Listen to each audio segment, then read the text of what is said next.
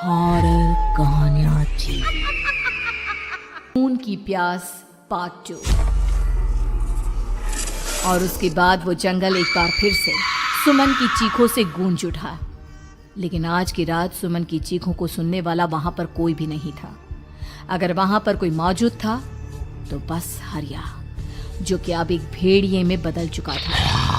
सुमन के बालों को पकड़कर घसीटते हुए वो जंगल के बीचों बीच एक जगह पर ले जा रहा था। अगली सुबह गांव में। अरे भाई, पता नहीं क्या बात है, अपने गांव का हरिया किसान और उसकी पत्नी सुमन दोनों गायब हैं। दोनों का कोई अता पता नहीं। अरे कैसी बातें कर रहे हो भाई, ये कब हुआ है? अरे पूरे गांव में खबर फैली पड़ी है। कल रात को दोनों खेत की तरफ जा रहे थे, लेकिन लौटकर आए ही नहीं। तो हो सकता है अपने खेत पर होंगे। पूरा गांव ढूंढ कर आया है भाई। जानते हो क्या मिला वहाँ पर? क्या हुआ भाई, क्या मिला? बताओ हमें क्या मिला? अरे हरिया की पत्नी सुमन के कपड़े पड़े हुए थे। शरीर का एक एक कपड़ा फटा हुआ झोपड़ी के बाहर पड़ा था, लेकिन दोनों पति पत्नी का कोई पता ठिकाना नहीं था। अरे भाई, लेकिन उसका जो दोस्त है ना रामू किसान, उससे पता करके आते हैं ना। अब तक तो दोनों साथ ही खेत पर जाया करते थे। हाँ, हमें उसके घर जाना चाहिए भाई। चलो वहाँ चलते हैं, चलो। वो सारे लोग रामू के घर पर पहुँचते हैं। रामू अपने घर के बाहर बैठकर हुक्का पी रहा था। आज सारे के सारे लोग टोली बनाकर मेरे घर क्यों आ रहे हैं? क्या कोई मर गया क्या भाई? अरे कैसी बातें कर रहे हो? तुम्हारा सबसे अच्छा दोस्त हरिया और उसकी पत्नी गायब है, और तुम यहाँ बैठकर हुक्का पिए जा रहे हो हैं? रामू ने अजीब सी नजरों से उन सब गांव वालों की तरफ देखा, जिसकी वजह से वो लोग एक बार के लिए डर गए। गायब है? अरे गायब नहीं है, मुक्ति मिल गई है। उन दोनों को मुक्ति मिली है। इस दुनिया में आकर हर इंसान पाप करता है, और उसे उसके पापों के लिए मुक्ति मिलना बहुत जरूरी है। अरे ये कैसी बहकी बातें कर रहे हो भाई, हैं? और इसका चेहरा अजीब सा क्यों लग रहा है? लगता है दोस्त के मरने का गम बैठ गया है। पागल हो गया है शायद ये पागल। ये बात सुनते ही रामू चीख कर जोर से चिल्लाते हुए कहता है, पागल मैं नहीं हूँ, पागल तुम सब हो। और ये शैतानी जंगल अब तुम में से किसी को नहीं छोड़ने वाला, सबको खा जाएगा। याद रखना मेरी बात। शैतानी जंगल? कैसा शैतानी जंगल? लगता है रामू पागल हो चुका है। हमें यहाँ से चलना चाहिए भाई। चलो। तभी रामू की पत्नी बाहर आती है। नहीं, आप लोग इनकी बात का बुरा मत मानिए। 2 दिन पहले हरिया के साथ खेत पर गए थे। जब से वहाँ से आए हैं तब से ऐसी ही बातें कर रहे हैं। भगवान जाने ऐसा क्या देख लिया उन्होंने, खेत में कुछ भी बड़बड़ाते रहते हैं। लेकिन गांव के लोगों ने कमला की कोई बात नहीं सुनी, और वो सब वहां से चले गए। रात अब धीरे धीरे ढलने लगी थी। तभी अचानक किसी ने धीमी सी आवाज में रामू को पुकारा।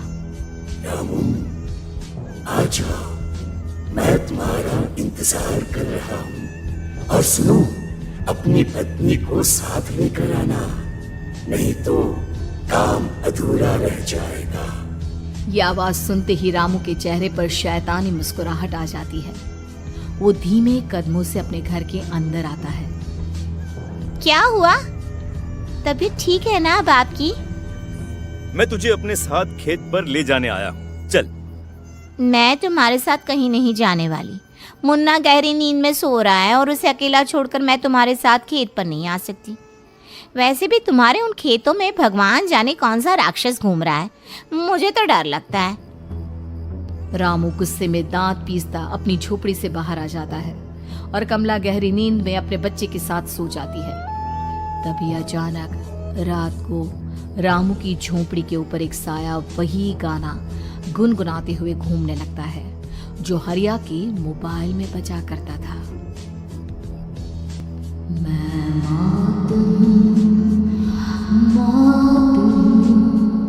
मौत जो बसरी है चारों,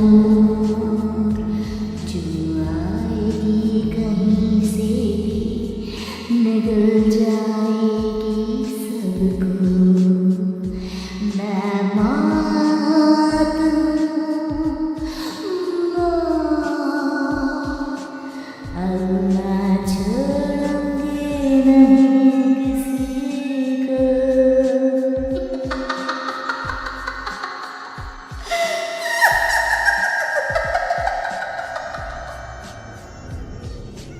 ये आवाज सुनकर रामू की पत्नी कमला की आंख खुलती है और वो देखती है कि उसका मुन्ना अपनी जगह से गायब था। कमला चीखते हुए बाहर दौड़ कर आती है। वहां पर उसने देखा कि रामू ने अपने बच्चे को झोपड़ी के बाहर एक पेड़ से उल्टा लटकाया हुआ था और उसका बच्चा चीख चीख कर रो रहा था। वहीं दूसरी तरफ एक साया बच्चे के ठीक नीचे आग जलाकर उसके चारों तरफ हैवानों की तरफ नाच रहा था। छोड़ दो मेरे बच्चे को। अरे क्या कर रहे हो तुम? शर्म नहीं आती तुम्हें? अपने ही बच्चे को इस तरह मौत के हवाले करते हुए। अपना बच्चा? किसने कहा ये मेरा बच्चा है? अरे ये तो उस रामू की औलाद है, इस गांव के किसान रामू की, और मेरी दुश्मनी इस गांव के हर इंसान के साथ है। क्या? कैसी बात कर रहे हो तुम? और ये औरत कौन है? ये मेरे बच्चे को खा जाएगी। तभी अचानक से उस साया ने एक बेहद खतरनाक दिखने वाली औरत का रूप ले लिया और उसकी आंखों से आग निकल रही थी। सही पहचाना तूने। मैं तेरे बच्चे को खा जाऊंगी। अगर तू अपनी इस हैवान पति रामू के साथ जंगल नहीं आई तो मैं तेरे बच्चे को खा जाऊंगी। लेकिन क्यों? आखिर क्या चाहते हो तुम मुझसे? मुझे जंगल क्यों ले जाना चाहती हो? औरत बुरी तरह से ठहाके मार मार कर जोर जोर से हंसने लगी और साथ में रामू भी। ये तो तुझे वहाँ चलने के बाद ही पता चलेगा ना। अगर तू नहीं आई तो थोड़ी देर में तेरा ये बच्चा आग में जलकर मर जाएगा। चल जल्दी। नहीं नहीं, मेरे बच्चे को छोड़ दो। तुम जहाँ कहोगे मैं तुम्हारे साथ चलने के लिए तैयार हूँ। और उसके बाद उस बच्चे को झोपड़ी में लिटाकर आगे आगे वो साया चल रहा था और उसके पीछे पीछे रामू अपनी पत्नी के बाल पकड़कर उसे घसीटते हुए जंगल की तरफ ले गया। जंगल में जाने के बाद कितनी खूबसूरत हो तुम। आज की रात बस तुम और मैं एक दूसरे के साथ रहेंगे। मुझे तुमसे बहुत डर लग रहा है। तुम्हें क्या हो गया है? तुम तो बिल्कुल ठीक थे। वो होगा जो हमारे बीच होना चाहिए। तो आओ आओ, अपने आप को मेरे हवाले कर दो। कमला ने डर की वजह से अपनी दोनों आंखें कसकर बंद कर ली थी। रामू ने बुरी तरह से चीख कर कमला से कहा, आंखें खोलो अपनी और मेरी तरफ देखो। कमला ने जैसे ही अपनी आंखें खोली उसने देखा कि रामू एक खतरनाक खूनी हैवान में बदल चुका था। कौन हो तुम? जाने दो मुझे। क्या चाहते हो मुझसे? वही जो एक आदमी एक औरत से चाहता है। मैं तुम्हारा पति रामू नहीं, बल्कि इस जंगल का एक भेड़िया हूँ, और आज की रात तुम्हारे खून से अपनी प्यास बुझा जाऊं। और उसके बाद वो जंगल कमला की दर्दनाक चीखों से गूंज उठा।